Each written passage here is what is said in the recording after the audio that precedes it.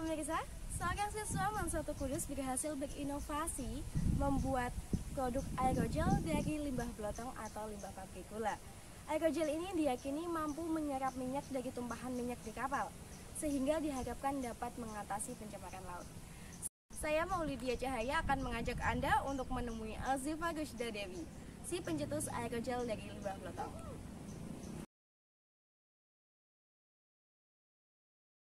Blotong merupakan limbah dari pabrik gula yang sudah tidak bisa diolah. Limbah ini mengakibatkan pencemaran udara. Baunya sangat menyengat hingga mengganggu warga. Blotong memiliki dua jenis, yaitu limbah blotong basah dan limbah blotong kering. Jika limbah blotong basah masih bisa dikeringkan, berbeda lagi untuk limbah blotong kering. Limbah blotong yang sudah dikeringkan ini tidak bisa dimanfaatkan lagi dan hanya menjadi sampah yang menumpuk. Saat ini saya sudah berada di tempat limbah blotong. Bisa dilihat di belakang saya ya pemirsa. Banyak limbah yang menumpuk dan bisa meresahkan masyarakat sekitar. Blotong merupakan limbah yang paling dianggap mencemari lingkungan dan menjadi masalah bagi pabrik gula dan masyarakat.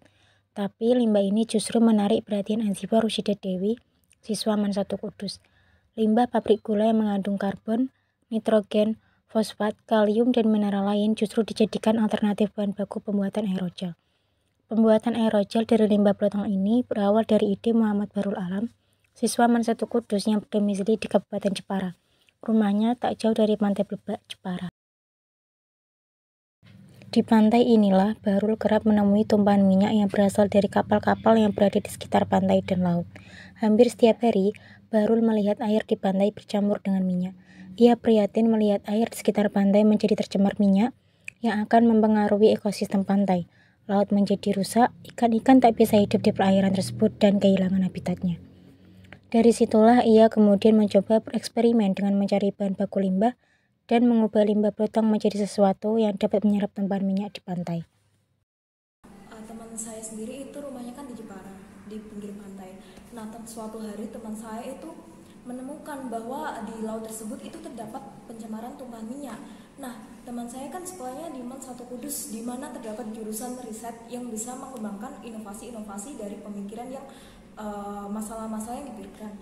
Nah, teman saya berdiskusi dengan saya, gimana sih caranya biar menyelamatkan ekosistem yang telah tercemar oleh tumpahan minyak tersebut.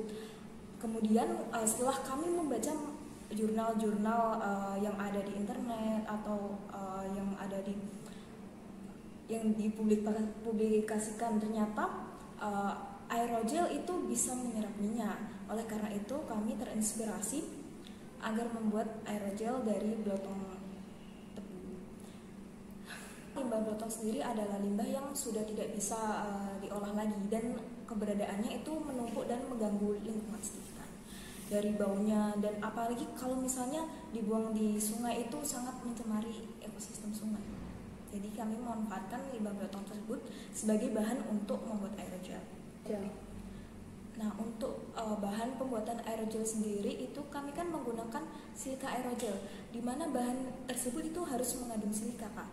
Kami telah mencoba beberapa bahan, yaitu yang pertama sebenarnya kami itu menggunakan serasa mangrove. Akan tetapi ketika sudah diuji dengan XRF, ternyata kandungan silikanya itu tidak sampai 4%. Terus kami mencoba untuk masih memanfaatkan potensi sekitar atau limbah-limbah yang tidak digunakan tapi masih dalam lingkup daerah kami, yaitu kami mencoba antara ampas tebu dan blotong tebu.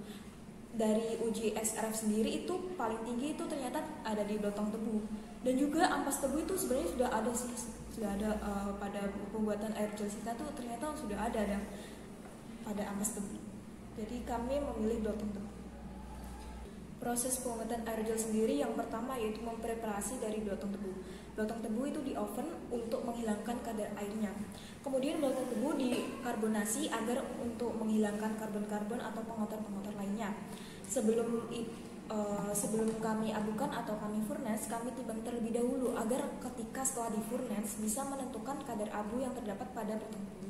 Kemudian kami furnace selama 4 jam dalam suhu 600 derajat Celcius.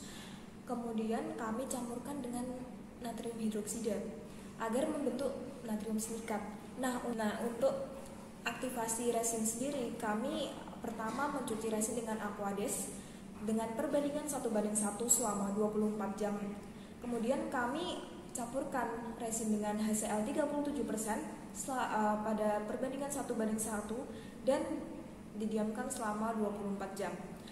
Kemudian setelah itu resin sendiri kami campurkan dengan natrium silikat sehingga membentuk suatu cairan yang terdapat koloid berbentuk warnanya putih seperti kalau misalnya disaring itu jadinya hidrogel.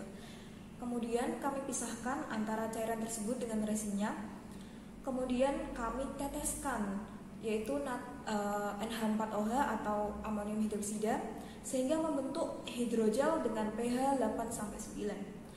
Kemudian setelah membentuk hidrogel yang kami pisahkan airnya dengan padatan hidrogelnya, kami freeze drying agar menjadi suatu aerogel yaitu yang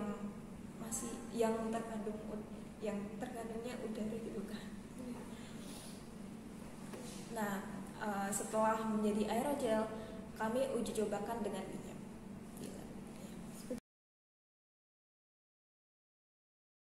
Demikian laporan khusus kali ini. Saya Maulidia Cahaya melaporkan dan sampai jumpa.